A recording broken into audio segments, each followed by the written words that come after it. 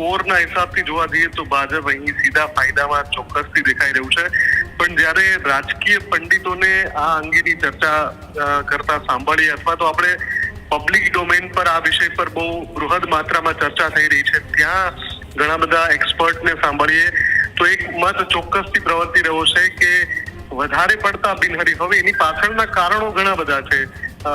જે સત્તા પક્ષ છે એનો તર્ક એવો છે કે વિકાસને સમર્થન આપીને ઉમેદવારો પાછા ખસી રહ્યા છે એટલે ભાજપની બેઠકો બિનહરીફ થઈ રહી છે.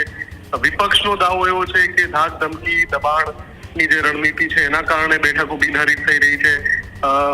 આ બધાની વચ્ચે અગત્યની બાબત એ છે કે જેના પર ચર્ચા થઈ રહી છે કે આમાં ફાયદો કોને, નુકસાન કોને.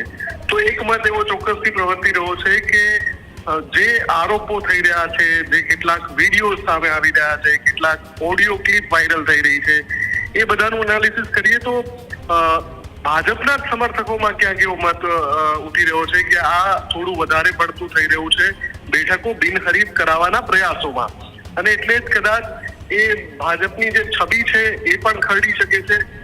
રાજકીય પંડિતો એવો પણ સવાલ ઉઠાવી રહ્યા છે કે જ્યારે ભાજપ ઘણા લાંબા સમયથી ગુજરાતમાં મજબૂત રીતે સત્તામાં છે, ક્યારેય કોઈ પણ ચૂંટણીમાં એ જે સ્કોર છે બહુમતીનો એનાથી ભાજપ દૂર થયો નથી છેલ્લા ઘણા વર્ષોથી અને ઘણી બધી ચૂંટણીમાં.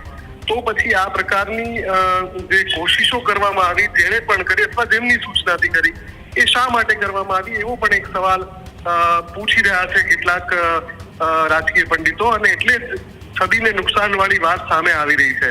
અને જો આ તથ્ય હોય તો એવું નથી કે આ માત્ર એક ચૂંટણી પૂરતું સીમિત છે.